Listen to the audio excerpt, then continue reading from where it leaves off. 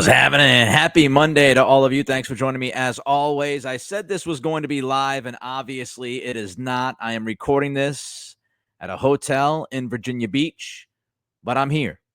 The plan is to go live on Wednesday. Schedule did not allow me to go live on Monday, but here I am. It's Monday afternoon. You're here. I'm here. Let's get into it. The biggest off-season signing for the Patriots was Milton Williams. He is the highest paid player in franchise history, including Tom Brady. It's Milton Williams, who is the highest paid player in franchise history. And the question that we ask today is whether or not the Patriots overrated Milton Williams. I wouldn't say made a mistake by signing Williams, but did they overrate him? Jeremy Fowler of ESPN is doing this series, 11 different positions. He asks executives and coaches around the league to tell him who is the best of the best at each position. And here's a little definition of that. ESPN surveyed league executives, coaches, and scouts to help them rank the top 10 players at 11 different positions, from quarterback to cornerback and everything in between. This is the 6th edition of these rankings, and as usual, several players moved up or fell off last year's lists. I bring this up because Milton Williams, the defensive tackle rankings from Jeremy Fowler, Milton Williams is not in the top 10 for defensive tackle. He's not in the top 10. That might not be a surprise, but Milton Williams is also not in the honorable mention category. That might be somewhat of a surprise. And if that's not a surprise, Milton Williams did not receive a single vote at defensive tackle. Not a single executive, not a single coach, not a single scout told Jeremy Fowler of ESPN that Milton Williams should be considered one of the better, one of the best defensive tackles in football. Vote. There were 21 names listed, and Williams did not make the cut. Now, of course, this story is not the end-all, be-all. We don't look at it. Fowler's rankings with executives, coaches, and scouts is the gospel. We don't look at it that way. It's a piece of information. The fact that Milton Williams is not in the top 20-ish in this story, did not get a vote, is very telling of how the league feels about Williams at this particular time in his career. Now, I would also mention, to be fair to Milton Williams, that Pro Football Focus had their rankings ahead of the 2025 season, and PFF ranked Williams 14th overall at his position. So Pro Football Focus does believe that Milton Williams is a top 15 interior defensive lineman, which would fly in the face of the Jeremy Fowler piece. But this is how these things go. You talk to different people, you go by different metrics. We're talking eye test, executives, coaches, scouts versus analytics and the metrics of Pro Football Focus. So PFF says, yes, Milton Williams is a top 15 guy. ESPN, Jeremy Fowler says no. The league says no. He's not even in the top 20. Now, I think there are some reasons why Williams is not considered a top 20 or so guy by people in the league. And I would begin with the fact that he played less than 50% of the snaps last year for Philadelphia. And I would just have to imagine that many coaches, many executives, many scouts, they see some. He doesn't deserve to be in the top 20. He doesn't deserve to be mentioned among some of the best at that position because, frankly, he doesn't play enough to be mentioned as one of the best at that position. So maybe that's part of this. Inherently, playing less than 50% of the snaps for any team creates questions. Why is he not playing 50%? If he was that good, then why is he on the sidelines so often? You would imagine if the Eagles felt great about him and believed in him, that he was an upper echelon talent, he'd play more than 50% of the snaps. He'd be out there playing more than some of the other defensive linemen that was in Philly last year. But that's not the case. So I do think some of that, the under 50% of the snaps, some of that creates the questions. Some of that creates people across the league saying Milton Williams is not as good as some people might believe he is. Speaking of the Eagles' talent, I think part of it is Philadelphia was so loaded. They had so many defensive linemen that are highly regarded that many people across the league probably give credit to some of Milton Williams' performance to the people around him, the talent that surround him. And they say, no, he's that good because of the talent that helps him, and that combination of talent really effective.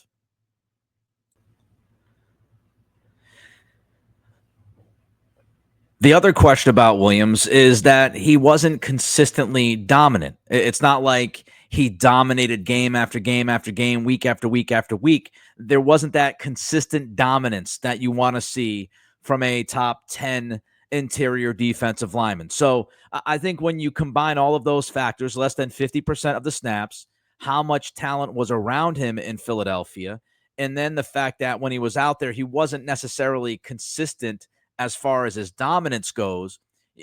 People in the league look at that and they say he just doesn't deserve to be up there in the top 10 or top 15. He also has the reputation as a one-dimensional defensive lineman. He grades out poorly when it comes to run defense. That's according to Pro Football Focus. So it's fascinating because PFF has Williams ranked in the top 15, even though their run defense grades tell you that he was putrid last year. But then they have him ranked in the top 15. Meanwhile, ESPN, the executives, coaches, and scouts, they don't have him ranked in the top 20. So it's fascinating, and it all depends on who you talk to, how you rank these guys, what numbers you use. But ESPN is telling us through these coaches, scouts, and others, front office members, telling us that Milton Williams is not a top 20 guy. Now, I have more thoughts on this, but before I get to those, don't forget to click that thumbs up, give us that like. We always like those thumbs ups when you watch here on YouTube, whether it's live or on demand. We appreciate every single one of you. The more likes means more eyeballs. That's how we beat that algorithm. So don't forget to like. Don't forget to throw your comments in, and don't forget to subscribe. Trying to hit 7,000 subscribers. Hopefully we get there by training camp. That is 1 week away from Wednesday. All right, let's continue the idea of Milton Williams and whether or not the Patriots overrated Williams when they decided to pay him the richest contract in franchise history. Greg Bedard and myself, obviously, we do a podcast together, and Greg recently wrote about Milton Williams. He watched 3 of Williams' games last year, including the Super Bowl. And Bedard, on our podcast last week, said the following regarding Milton Williams, quote, any of these impressive 3 techniques interior defensive guys that can dominate a game, that can wreck a game consistently, if you're talking about right now, he, as in Williams, he's not that guy. He's not. He's really just a straight ahead power rusher, not many pass rush moves, not many counter moves. You look at the money the Patriots paid him, $26 million annually. Is he worth that right now? In my opinion, no, not even close, unquote. So Bedard says that if you look at the contract, the $26 million annually, Milton Williams is not even close to being worth that kind of number. And so it sounds like from what Bedard saw in the film, he would agree with a lot of these executives, coaches, and scouts that Milton Williams is simply not one of the better defensive linemen in football. Now, I also want to say this because I was recording the podcast with Greg, and I am well aware of the context. Greg certainly said that this evaluation is right now. This evaluation is what he saw from 2024. This is not, set in stone. This is not what he thinks Milton Williams could be or will be a year or 2 years from now. It is the player that he evaluated on the film from last season. It is where he believes Williams is currently. That's the evaluation now. And that's why if you listen to that quote or you read that quote, Greg says if you're talking about right now, Williams is not that guy. Is he worth that kind of money right now? In my opinion, no. So right now means something. That's the context. In this moment, currently, Williams is not worth that money. But Greg did say he believes Williams could end up being really, really good. and he could end up being one of the better defensive linemen in football. So Bedard believes that he does have that kind of potential. And if he continues to work at it, which everything we've heard about Williams is that he has a strong work ethic, Bedard does believe that Milton Williams could end up being one of the better defensive linemen.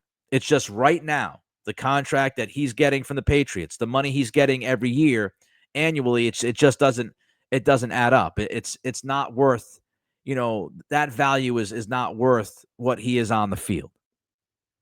Now, we have no idea if the Patriots overrated Williams or not. I think we'll truly know this answer by the end of 2026. We will eventually get there, and we'll figure that out. It's tough to tell when you're in the moment because contracts are not based on what Williams did in 2024. Might sound weird, but when you give out a contract, when you sign a player to a contract, especially a contract that is as big as this contract, when you're signing that player to that kind of a contract, you are paying him for his future performance. You are paying for the guy that you think he is going to end up being, not the guy that he is right then and there. If you pay players for past performance, you're doing it wrong. So the Patriots, to say that they overrated Milton Williams with this contract, the only way that we'll know truly if they overrated this guy is if by year 2, we're saying they overrated this guy. But if he goes out there and has a huge 2025 and backs it up with a great 2026, then we'll look back and say, they didn't overpay him. They did not overrate him. They hit the nail on the head because they paid for his future performance, and he ended up being a better player, if not much better player, than he was with the Eagles back in 2024.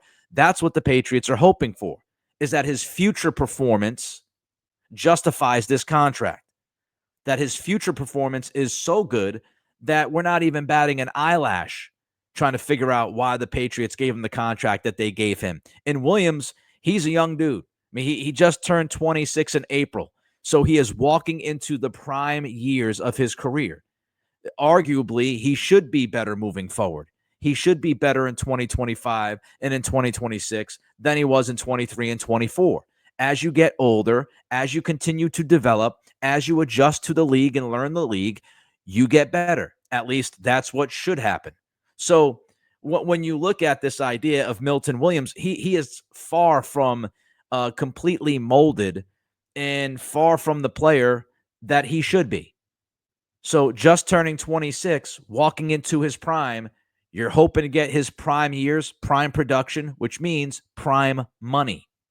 You're not paying him for last season.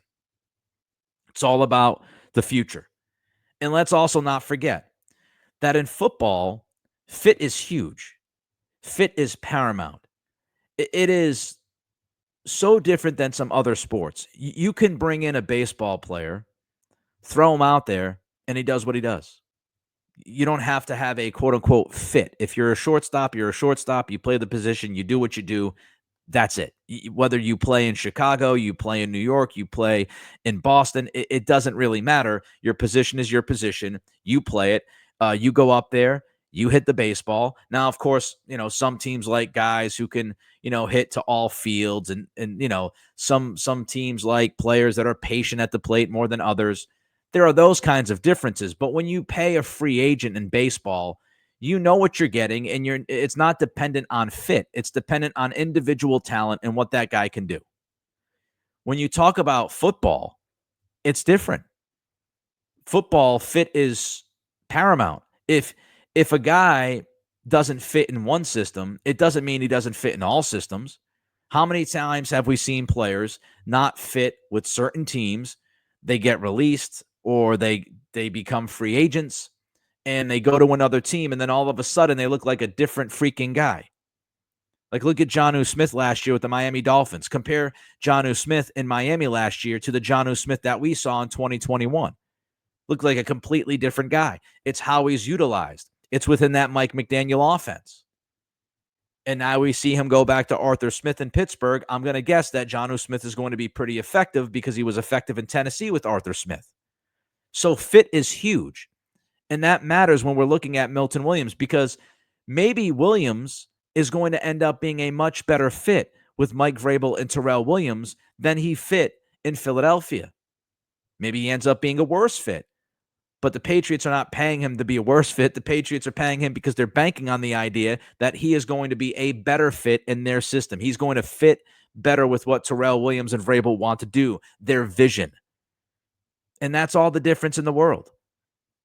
One guy could look like the 25th best defensive lineman in Philadelphia or the 30th best defensive lineman in Philadelphia, and then come to New England, get coached by different guys. It's a different system. It's a different approach. And all of a sudden, that guy flourishes and looks like a top 10 defensive lineman. Look at Harold Landry. Harold Landry in Tennessee with Vrabel and Williams. Tremendous production. Really good pass rusher. Last year, his pass rush win rate cratered. If you look at Pro Football Focus, he was like the worst pass rushing defensive end in football last year, / outside linebacker. He was one of the worst, if not the worst. Now he gets paid what he got paid by Vrabel and company. He comes to New England, and the idea is that Landry's going to get back to that Williams-Vrabel defense, and he's going to look more like the Landry from a couple of years ago than the Landry last year. That's the hope, is that he fits the system better. And that would be the hope for Williams as well. So we always have to remember that. What does the coaching staff get out of a guy? What do they see in that guy? Can they connect? Can they connect better with that player than maybe the prior coaching staff because they coach differently? All of those things matter in football. They matter just a huge amount. Unlike any other sport, you can fit a guy in a specific scheme, and all of a sudden, he's a different dude. He's a much better player. And you can look at Williams and you can look at Vrabel with Jeffrey Simmons in Tennessee, and the hope, the idea is that Williams will end up being like Jeffrey Simmons. I'm not going to sit here and tell you that Milton will be like Jeffrey Simmons in the same player or the same ilk, because Jeffrey Simmons is a top 3 defensive lineman in football. The dude is a beast. And I wouldn't put that kind of, reputation on Milton Williams just yet. But if Williams could be Jeffrey Simmons light, if Milton Williams could give you 85% of what Simmons gave Tennessee when Terrell Williams and Mike Vrabel were with the Titans, now you're talking about a guy who is a top 10 interior defensive lineman. So you look at the history there with Terrell Williams and Vrabel and what they got from Simmons, what they've got from other undersized defensive linemen, and you could certainly believe that they will get a lot of production out of Milton because that's been their calling card. That is on their resume. And if you have that natural talent and that natural athleticism, they have shown that they can unleash that type of player and type of production. So I believe in the history of this coaching staff, and I believe in the raw potential of Milton Williams. Now, what was interesting when I was talking with Greg about this on our podcast last week is that Greg actually said, watching the film, he thought Williams was a better run defender. He thought Williams was a better run defender than he was at times pass rusher. Now, again, the metrics, the analytics tell you the completely opposite. The metrics, the analytics tell you that Williams is one of the best pass rushers in football at his position last season, but he was one of the worst run defenders. Greg says when you watch the film, he actually shows a little bit more against the run than you would anticipate. And if that's the case, then I feel even better about where Williams could end up being over the next couple of years. Because if you're telling me that he can end up being at least an average, if not above average run defender to go along with some of that pass rush production he's had, then I would have to imagine he's going to be pretty darn good. So if that's the case, I feel even better. And, if people are worried about, oh, well, he had all the talent around him in Philadelphia, and that's why he was an impact player at times. Maybe. But let's not forget that you got Christian Barmore in New England. And Barmore, when healthy, is absolutely a top 10 interior defensive lineman. And I would have to imagine that Barmore would have been in that ESPN story, would have been mentioned by executives, coaches, and scouts if he didn't deal with blood clots last year. If Barmore had a similar 24 as he had in 2023, he would have been in that story by Jeremy Fowler. I can guarantee that. So Barmore is one of the better and young interior defensive linemen in the league when he's healthy. He seems to be healthy. He's been a full go from the very beginnings of OTAs. So it certainly feels like that. And if you've got Barmore, that impact guy next to Milton Williams, that will help Williams. So if it was, if Williams was helped at least in part by his teammates in Philadelphia, he should be helped at least in part by his teammates in New England if Barmore's healthy and he's out there. And if Keon White messes around and moves inside every once in a while. So with the coaching staff, the fact that he's walking into his prime, the idea that he has had flashes, he has shown some moments of dominance in the Super Bowl, had a huge impact in that game. I feel like Williams is going to end up being a better player for the Patriots than he was for the Eagles. I could end up being dead wrong, but I feel like he's going to be better. Now, will he be good enough? Will that better Milton Williams prove to be good enough to be paid what he's going to be paid? Maybe, maybe not. But that leads me to my next point. You have to pay if you want the guy. And even if Milton Williams doesn't end up being a $26 million per year type talent, we could still be sitting here 2 years from now saying he was well worth that contract. How is that? Why is that? Because to get the guy, you've got to pay the guy. And let's not forget what happened with Williams when you go back to free agency. You had the Cardinals in on Williams, right? I believe it was also the Panthers. You had multiple teams in on Williams. And we all thought, I was going live on that day, free agency. I went, 3-4 hours, whatever it was. And there was a time where Williams was not a Patriot, and it looked like he was headed elsewhere. And then all of a sudden, in the 23rd hour of negotiations, Williams ended up going to the Patriots. So did the Patriots overpay? Did they pay him money that would say he was overrated by them? That might end up being the case. Is that a bad thing? Not really, because you got the player. You wanted the player. You got the player. You needed the player. You needed guys. You needed talent in that front seven. So even if it ends up being the overpay, unless Williams absolutely flames out, which is hard to believe because of the flashes, because of the work ethic, because of the coaching staff he's going to work with, unless he flames out, I think you still look back at it and say, you wanted that guy, you needed that guy, and you needed to pay him what you paid him to get that guy. And if it's maybe overpaying him by some amount of money and having him versus drawing the hard line in the sand and not having him and trying to put somebody else out there who's not even close to his talent level, or maybe having to spend a pick in the top 3 rounds or 4 rounds to address that position because you were unable to get that deal finished. What's worse to you? We can't have people constantly complaining about this team not wanting to spend money, not bringing talent in, and then when they bring a talent in, people saying, well, they might have overpaid him a little bit, or they might have overpaid him by a lot. We can't have that, right? You either want the guy or you don't want the guy. And I would rather have the Patriots pay and bring him in than not pay. So we'll see. We'll see what this looks like in 2 years. But I still feel good about Milton Williams. I think this coaching staff is going to get the best out of him. I think he is going to produce this season for the Patriots. I think he is going to make an impact along with Christian Barmore. And I think this defense is going to be one of the better defenses in football, top 10 at least. I think they're going to be that good, maybe even better than that, in part because of going out and signing guys like Williams and Carlton Davis and Robert Spillane. They weren't bargain basement deals. We all know that. But let's see what Williams looks like in a Patriots uniform. Let's see what he looks like with this staff, with this defense. I think he will end up making an impact.